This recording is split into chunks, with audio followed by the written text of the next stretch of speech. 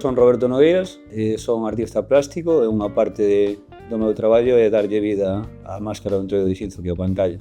Empecé a facer pantallas facendo a miña propia máscara. Bueno, xente da miña pandilla pois foime encargando a súa e hasta chegar ao punto no que estou hoxe.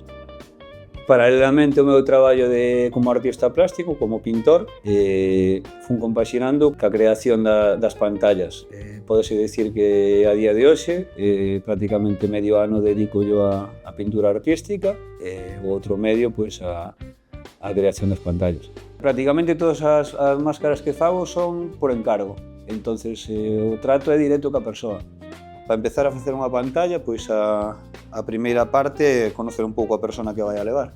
Entonces, dependendo de como sea, de se é unha persona fuerte, se é unha persona máis delgada, pois en base a eso, pois será un pouco a pantalla.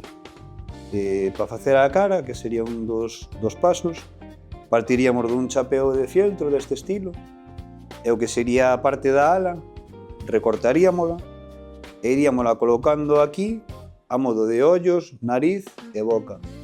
Isto formaría parte pois, dunha especie de esqueleto da máscara, o cual despois con unha pasta de fariña mezclada con agua, que se chama engrudo, pois isto funcionaría a modo de cola, entonces iríamos aplicando sobre o chapeo e colocando capas de papel de periódico. E capa a capa, pois chegaríamos a xenerar algo así deste tipo, que vendría a ser a cara. Isto todo podes ir tallando cun cúter ou cunha navalla e ir traballando, ir lixando hasta que quede pois, unha cara así, desta forma. Na cara tamén buscaríamos un pouco unha expresión e unhos rasgos, que é unha das partes que me gusta traballar, buscar unha mirada, unha boca, un gesto. Despois hai outra parte que sería con material de cartón. Isto eu vou tendo plantillas de diferentes anos e de diferentes formas. E un pouco contando pois tamén co gusto da persoa, pois faríamos o que é o corno central. Hai cornos que son máis altos, outros máis cortos. Entón, unha vez que o elixa, pois cortaríanse estes patróns, así, de cartón.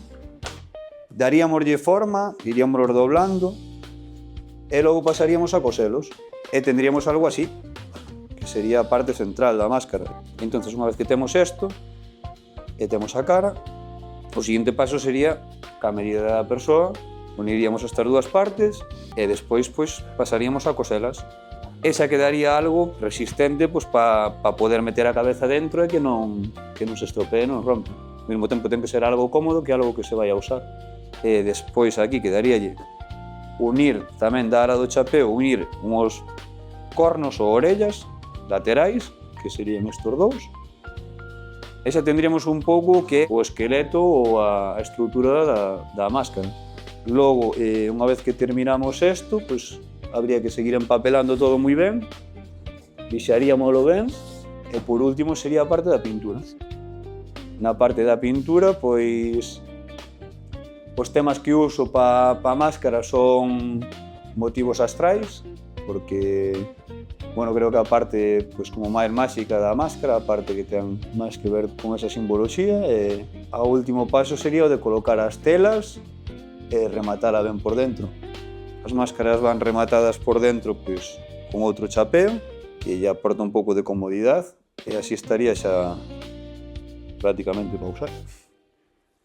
Eu creo que a parte que máis me gusta cando fago unha pantalla é o proceso creativo, o sea, buscar un pouco os rasgos que teño na cabeza, esa parte do proceso de un pouco máis de estudio que de ejecución, creo que é onde máis disfruto.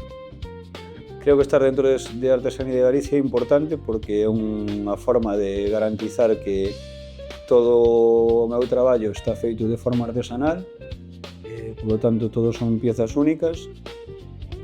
Tamén é unha forma de compartir espacio pois, con outros traballadores, outros artesáns que entenden un pouco esa forma de traballar.